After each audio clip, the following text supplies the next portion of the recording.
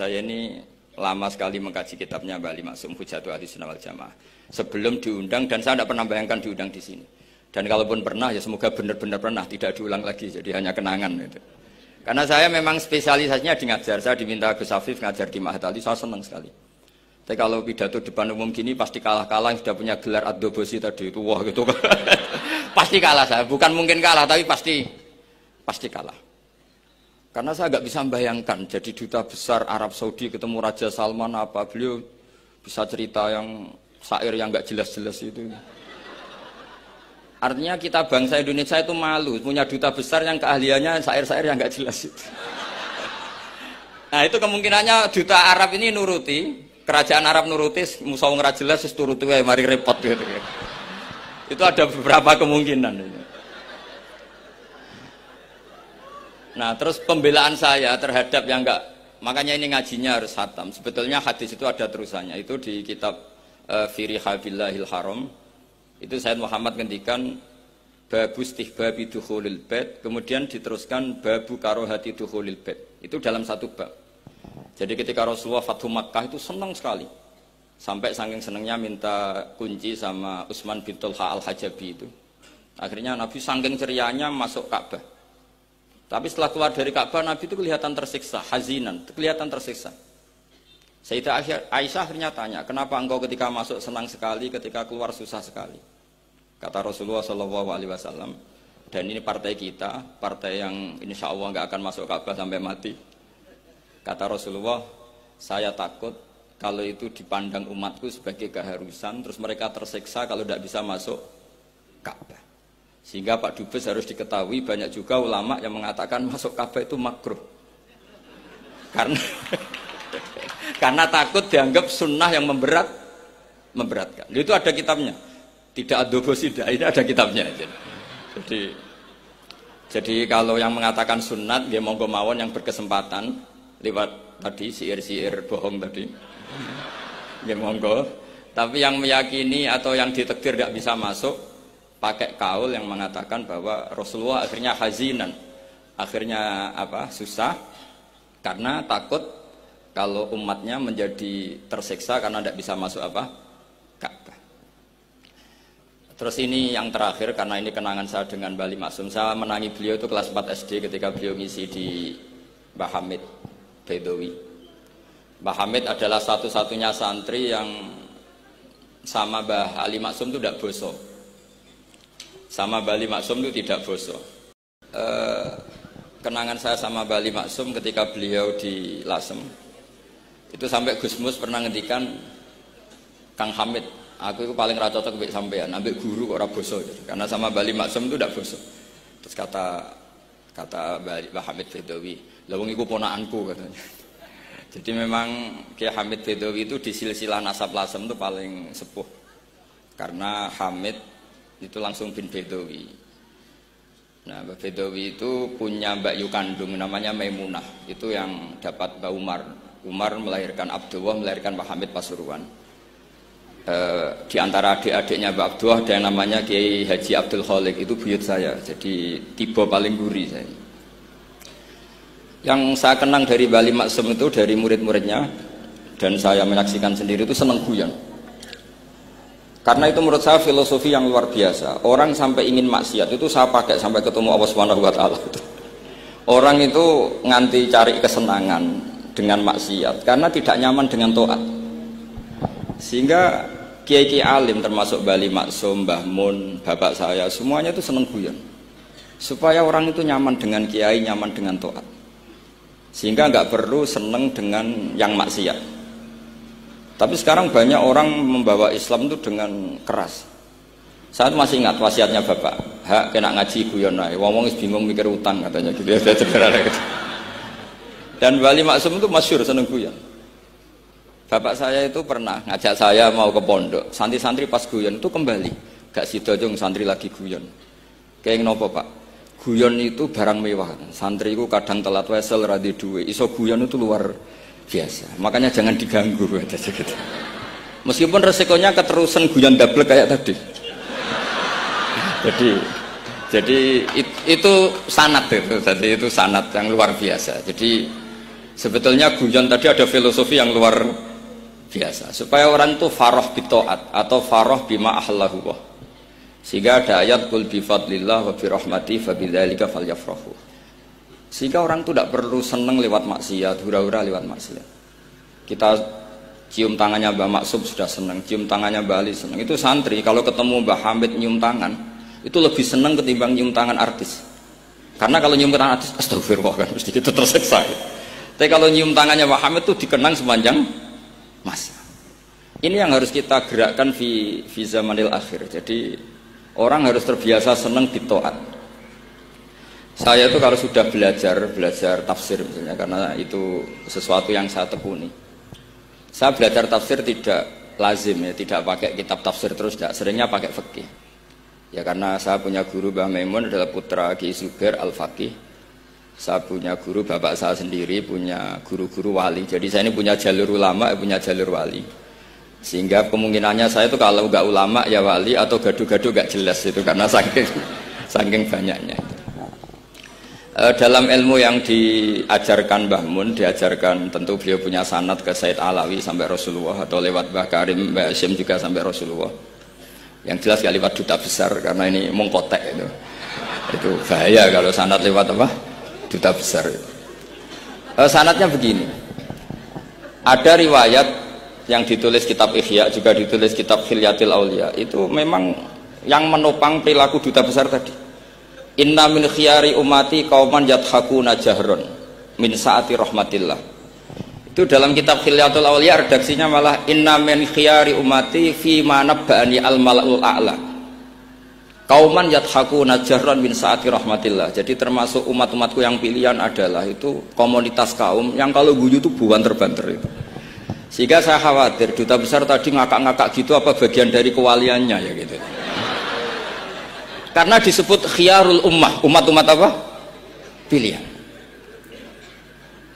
Meskipun kayaknya enggak juga, tapi ini cerita saja kan. Jadi inna min khiyari ummati fi man nabba'ani al-malul a'la qauman yadhakuna jahran min saati rahmatillah. Lalu saya mikir kenapa itu jadi khiyarul ummah? Bali itu masyhur seneng guyon. Mbah Mun ya masyhur seneng guyon. Bapak saya seneng guyon. Saya dulu itu iskal, ada kaji gitu terkenal agak punya will gitu ya, agak maksiat agak ceritanya ini agak katut juta besar tadi, makanya saya ngomong perempuan. Kaji itu agak ada gosip suka will. Ketika Mbah Mun ketemu bapak saya itu bilang begini, lho Nur, bapak saya namanya Rosalim, apa iku ayu kok nganti kajiku senang. Lho ayu bah, bahkasane tentang ayu. Saya dulu iskal kenapa Kiai bakas wong ayu gitu. Tapi setelah saya tambah alim tambah tahu itu sama harus ikrar, memang tambah alim, paham itu artinya tambah alim. Akhirnya Mbah Mun cerita gini, nah aku kefikian malah jadi qadzaf. Jadi qadzaf misalnya gini, Anda terlalu Islam serius, pasti komentarnya gini, kaji kok demenan, kaji kok katut wedoan. Serius tapi akhirnya menabrak satu aturan yang dilarang Allah SWT. Itu kalau kamu menuduh zina jadi qadzaf, kalau kamu bilang kaji kok katut wedok jadi suudzon. Maka bahasan yang netral adalah lo ayu no kok nganti katut ya. Ayu bah, iya ya wajar, wong mesti katut wong ayu gitu. Itu filosofi. Jadi di balik guyon itu ada trik untuk menghindari ke fikih atau ke ketentuan fikih yang salah. Yaitu kalau kamu kejebak ekstrim, kaji kok seneng wong ayu, kaji kok demenan, maka berarti Anda qadzaf. Qadzaf itu menuduh orang lain yang enggak jelas apa buktinya. Maka guyon ini satu-satunya cara menghindari kesalahan yang lebih fatal. Sehingga di sini dibutuhkan kemampuan seni mengelola agama supaya agama ini tetap ceria. Saya berkali-kali cerita kalau ngaji, Imam Syafi'i itu kalau ditanya, diberitahu orang yang nyium tangan jenengan, yang di depan jenengan itu hormat, itu di luar ngerasani jenengan, bully jenengan. Jawabnya Imam Syafi'i itu tertawa-tawa. Baguslah, berarti saya wibawa, di depan saya buktinya tidak berani. Gitu. Jadi enteng saja. Dijawab enteng saja. Baguslah, berarti saya wibawa. Nyatanya di depan saya tidak berani. Tapi banyak orang membenci jenengan karena fikih jenengan. Jawabnya Syafi'i seneng lagi. Baguslah, nggak seneng saya pasti nggak pernah ngutang saya. Coba kalau kamu seneng juta besar itu pasti minta tolong. Mau masuk apa saja lah. Tapi kalau benci Pak duta besar pasti malu kan minta tolong. Untung mana kamu dibenci orang sama disenangi orang. Karena kalau dibenci orang yang membenci itu pasti tidak utang kamu, tidak ngerepoti kamu, tidak senang. Jadi Imam Syafi'i itu ngadepi dunia itu enteng saja, diberitahu itu orang itu nggak suka kamu gini-gini, ya bagus lah. Sehingga beliau ngendikan terkenal sekali, waman asa'a ilaika faqad atlaqaka. Orang yang berbuat buruk sama kamu berarti membebaskan kamu. Karena orang ini pasti nggak akan ngerepoti kamu. Jadi ulama-ulama dulu ciri khasnya adalah ar-ridho anillah, melihat apa saja itu sudah ridho. Dan ridho itu ekspresi paling gampang ya ceria, seneng.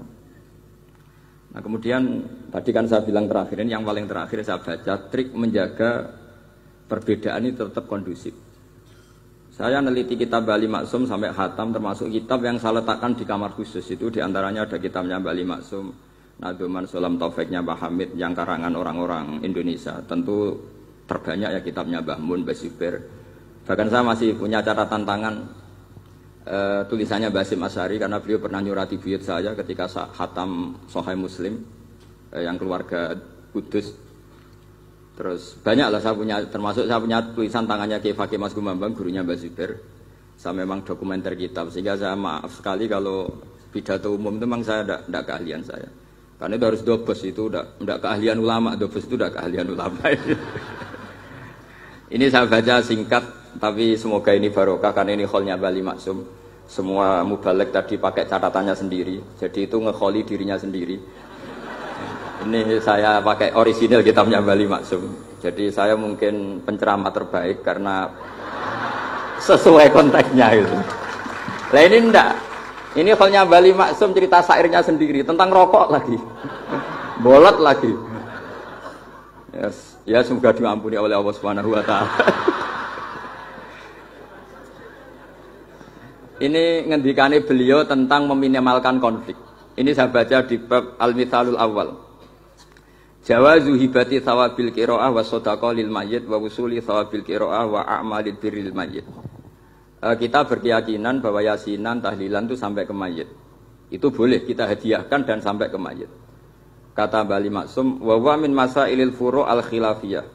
Fala yajuzu bi sya'nihi itharatul fitan wal jidal wal inkar. Alal qail wal amili bihi wala alal mukhalif. Ini dari awal masalah khilafiyah. Sehingga enggak perlu jadi konflik yang berkelanjutan, baik kita menuntut yang melakukan itu atau menuntut yang menentang itu. Karena dari awal ini masalah furu'iyah. Sing nglakoni nggih monggo, sing nentang nggih napa? Monggo. Selama ini kan kita yang melakukan memaksa orang lain menerima, yang menentang memaksa orang lain menghentikan. Ini tidak fair kata Bali. Kata beliau itu enggak fair. Wala yang bagi ayyaqa bainahuma ma la yang bagi wuquhu bainal akhwaini muslimaini. Kata beliau, wala in kana lil mani'i mustanadun fa inna li ghairihi mustanadan kadzalik. Kalau yang melarang tahlilan, melarang yasinan dikirimkan ke mayit itu punya mustanad, punya sanad. Yang bagi yang membolehkan juga punya sanad. Kalau ada kiai yang kalau pidato nangis itu sanadnya banyak dan benar. Tapi yang uraan kayak Pak Duta Besar juga banyak. Semuanya ada sanad. Jadi kata beliau sederhana saja. Kalau al-mani'un, orang yang menolak itu punya sanad, kita yang membolehkan juga punya sanad. Tapi kata beliau dengan enteng, dengan ceria, ini masalah furu'iyah. Enggak perlu jadi itsaratul fitan wal jidal wal khisam. Kata beliau enggak perlu jadi perdebatan. Makanya pesan saya sama santri-santri kerap ya, sebetulnya masalah kita ini tercerabut dari ilmu. Coba dari awal Anda katakan yang tidak kunut itu Abu Hanifah, yang kunut itu Imam Syafi'i. Maka melihat orang tidak kunut itu keren karena Al-Hanafi, pengikut mazhab Hanafi. Yang kunut juga keren karena pengikut mazhab Syafi'i. Tapi kita tidak, di zaman akhir kunut dan tidak kunut ini jadi politik identitas. Sehingga yang enggak kunut itu Muhammadiyah misalnya, yang kunut itu NU. Mana ada Basim Asyari sebagai mujaddid atau mujtahid yang mengharuskan kunut, atau Mbah Ahmad Dahlan yang melarang apa? Kunut. Wong dua beliau sama-sama pernah ngaji Syekh Khotib Minangkabau, pernah ngaji Mbah Mahfud ketika di Mekah. Jadi cobalah ilmu itu diperkuat sehingga kita mengatakan kunut adalah sunat menurut Imam Syafi'i, tidak sunat menurut mazhab Abu Hanifah. Sehingga enak sekali karena kita berdasar ilmu.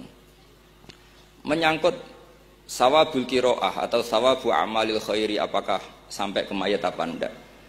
Ini kata beliau, kata Mbah Ali Maksum, Beliau justru menukil Ibnu Taimiyah yang notabene sering dipakai dalil para orang-orang sana. Saya tidak tahu itu orang sana itu Pak Duta itu yang tahu itu. Itu kalau ini mirip kitab Said Muhammad. Jadi Said Muhammad itu kalau istidlal sering pakai Ibnu Taimiyah karena itu yang dipakai mereka. Tapi ternyata Ibnu Taimiyah, qala Ibnu Taimiyah innal mayyit yantafi'u bi qiraatil Qur'an kama yantafi'u bil ibadah al maliyah minas shadaqah wa nahwiha. Terus waqala Ibnu Qayyim fi Kitabir Ruh afdalu ma yuhda ilal mayyit as-shadaqah wal istighfar wa du'a lahu wal hajju anhu. Artinya gini, kita sekarang ini tidak pernah kayak Bali Maksum pakai dalil jawazu ihda lil mayyit itu berdasar Ibnu Taimiyah dan Ibnu Qayyim. Kita seakan-akan Ibnu Taimiyah itu orang yang pasti melarang itu.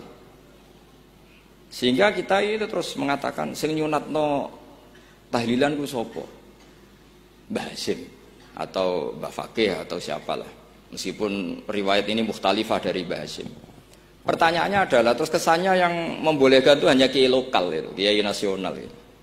Padahal zaman Bali sudah mengajarkan kita yang membolehkan ihda'u a'malil khairi ilal mayyit, yang membolehkan hadiah Yasin, Fatihah, tahlil ke mayit itu adalah orang sekaliber Ibnu Taimiyah dan Ibnu Qayyim. Sehingga adekan kita pakai ilmiah yang diterapkan Bali Maksum, kita ini merasa orang keren, orang global, orang yang keren dah. Karena guru-guru kita Bali Maksum, Mbah Hamid biasa mentahlili, Mbah Munawir semua mentahlili guru-gurunya. Di level ulama global ada Ibnu Taimiyah dan Ibnu Qayyim. Tapi karena kita tidak baca, seakan-akan tahlilan itu hanya tradisi lokal yang tidak di ACC, tidak disetujui ulama kelas internasional. Padahal di sini jelas diceritakan Ibnu Taimiyah berpendapat qiraatul Quran yang dihadiahkan ke mayit atau tahlil itu boleh. Jadi ini sangat penting supaya orang itu pakai tradisi ilmu. Saya pernah ngaji sama Mbah Mun diberitahu, kalaupun Rasulullah pernah kunut sekali, biasanya perdebatan kan, oke, Rasulullah pernah kunut tapi ahyanan. Pertanyaannya adalah setiap Nabi pernah melakukan sesuatu itu akan menjadi sunnatan mutaba'ah apa enggak? Tentu jawabannya iya.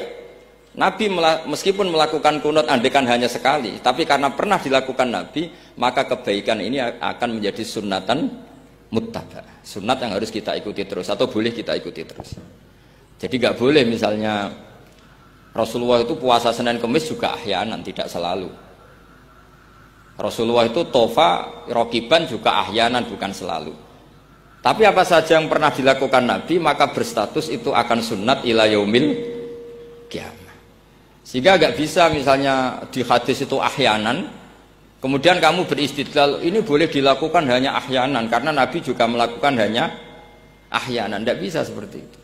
Sekali Nabi pernah melakukan itu dan tidak dibatalkan lewat nasah mansuh, maka kesunatan itu ila yaumil qiyamah. Sehingga Imam Syafi'i cara berpikir meskipun Nabi kunut ahyanan, kalaupun itu ahyanan tentu kunut itu akan sunat ila yaumil qiyamah. Bagi yang tidak mensunatkan nggih monggo, itu ada Abu Hanifah. Makanya kata Mbah Maksum, kata Bali Maksum di sini diberi muqaddimah, wa wa min masailil furu' al khilafiyah fala yajuzu bi sya'nihi itharatul fitan wal jidal wal inkar alal qail wal amili bih wala alal mukhalif. Jadi kita sendiri disarankan beliau, kamu juga enggak usah nantang debat sama mukhalif. Karena dari awal sudah masalah-masalah yang apa? Khilafiyah. Lalu terakhir pilihan-pilihan terus kemudian tetap memancing polemik.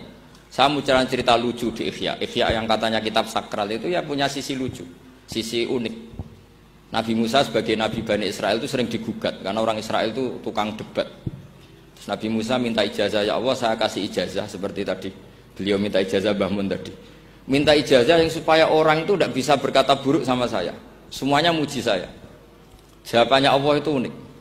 Ya Musa, hadza syai'un lam asna'hu li nafsi, fa kaifa asna'uhu bika.